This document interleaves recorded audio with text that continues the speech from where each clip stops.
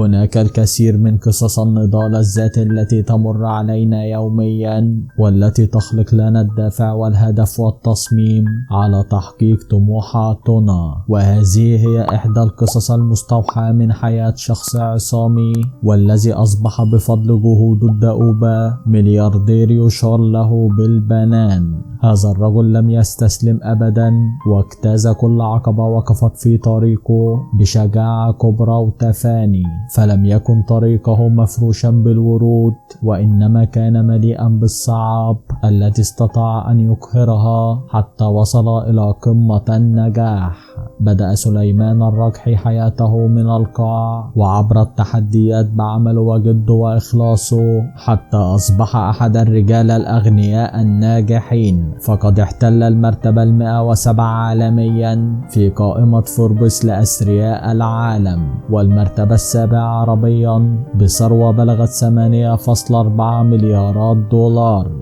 واستطاع أن يبني إمبراطورية اقتصادية من خلال المشاريع التي طورها، وجعلها من أفضل وأنجح المشاريع المتخصصة في نشاطها، ومنها مصرف الرجحي الذي يعد من أكبر الشركات المصرفية عربيا وعالميا، والشركة الوطنية للدواجن وإنتاج البيض التي تعتبر من أكبر مزارع الدواجن في العالم، وكذلك مشروع تربية الأغنام في الجوف، ومشروع شركة الروبيان الوطنية في الليث، وغيرها من المشروعات الكبرى. وبعد كل هذا الكد والاجتهاد اختار أن يصبح رجلا فقيرا بإرادته، دون أن يكون لديه أي نقد أو عقارات أو أسهم كان يملكها في وقت سابق.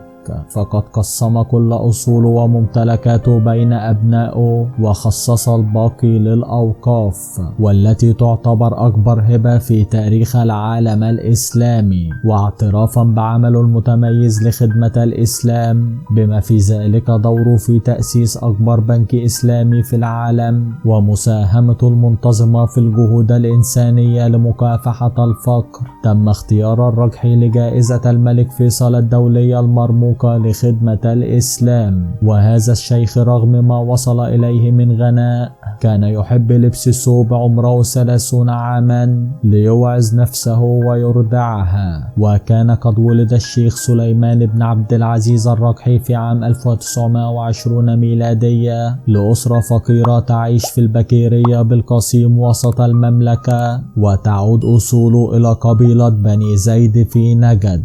وقد انتقل مع أسرته إلى الرياض بحثا عن الرزق، ولم يكمل الشيخ تعليمه مثل بقية إخوته، فقد كان دائم التغيب عن المدرسة، ولم تكن له رغبة في استكمال التعليم، حيث كان مشدودا لعالم التجارة. لذلك اكتفى بما تعلمه حتى السنة الثانية الابتدائية، وكان ذو عزيمة قوية في طلب الرزق، وكان دائما ما يحاول التعلم والاستفادة من تجارب الغير. وقد بدأ مشوار كفاحه صغيرا، فقد بدأ العمل وهو بعمر 9، حيث بدأ يبيع حقائب تسوق للمتسوقين في سوق الخضرة بالرياض.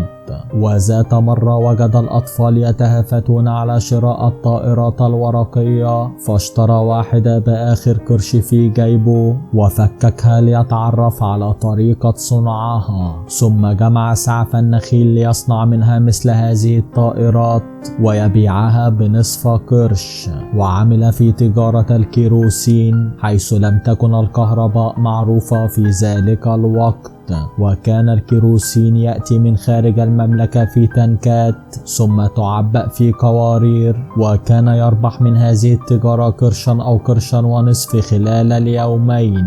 وعمل بعد ذلك حمالا مقابل نصف قرش في اليوم، وكان الريال في ذلك الوقت يساوي حوالي 22 قرشا. ثم انتقل ليعمل طباخا بإحدى الشركات التي كانت تعمل في مشاريع الدولة، لكنه لم يستطع يستمر طويلا بسبب رفض الشركة زيادة راتبه أسوة بزملائه في العمل. وفي 12 من عمره بدأ في جمع البلح من النخيل، وكانوا يدفعون له 6 ريالات في الشهر مقابل هذا العمل. فقد عمل الشيخ سليمان في العديد من المهن دون تكبر، وكان منها طباخا وكناسا وحارسا وبياعا، حتى أنه كان يتتبع الجمال لجمع ما يسقط منها من حطب. وعمل في البناء وغيرها من الأعمال التي أعطته خبرة بشؤون السوق ومعرفة بطرق التعامل وكيفية التعامل مع مختلف الفئات والعقليات وطرق التجارة. وفي عمر 15 كان يدخر القرش على القرش على حد قوله في أحد اللقاءات الصحفية، حتى أنشأ دكانا خاصا به، وكان يبيع فيه الاحتياجات الضرورية كالسكر والشاي والكبريت والحلوى. وكانت ثروته وقتها حوالي 400 ريال. وحتى يتميز عن الآخرين فكان يأتي ببعض الحلوى التي لا تباع إلا عنده. واستمر العمل في هذا الدكان حتى اضطر لبيعه من أجل تحمل نفقات الزواج، حيث أمضى كل مدخراته في مراسم الزواج. وبعد ذلك ب5 سنوات بدأ العمل في مجال الصيرفة، فكان يبيع ويشتري العملات مع الحجاج.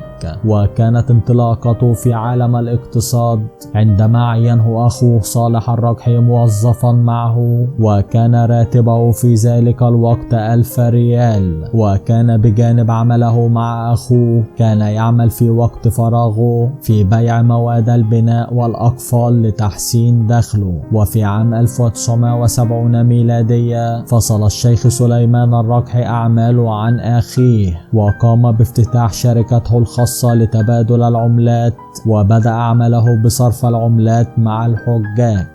وقد حقق نجاحا لم يسبق له مثيل في أعماله، وازدادت ثروته واستثماراته التي توسعت فيما بعد بأكثر من 30 فرعا في جميع أنحاء المملكة. وتوسعت أعماله لتشمل عددا من الدول في العالم العربي بما في ذلك مصر ولبنان، حيث حقق مكاسب ضخمة من خلال توسيع نطاق عمله. وردا على سؤال حول نصيحته للشباب في بداية حياته، أكد سليمان الركحي قائلا: كنت أحافظ على كل قرش أكسبه لليوم التالي، وهذا ما مكنني من الحصول على نقطة البداية التي بنيت عليها مستقبلي.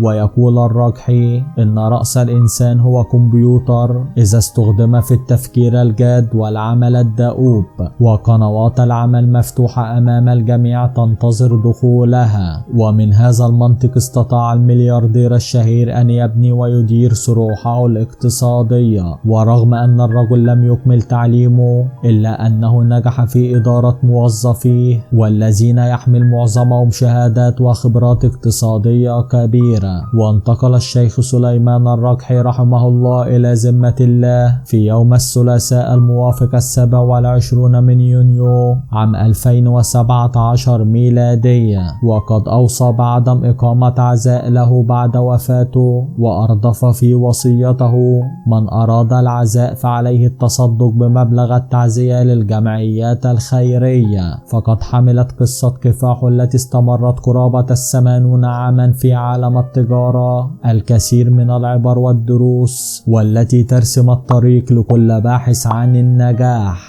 فرحمه الله رحمة واسعة. شكرا لكم مشاهدي قناتنا الكرام، وإلى اللقاء.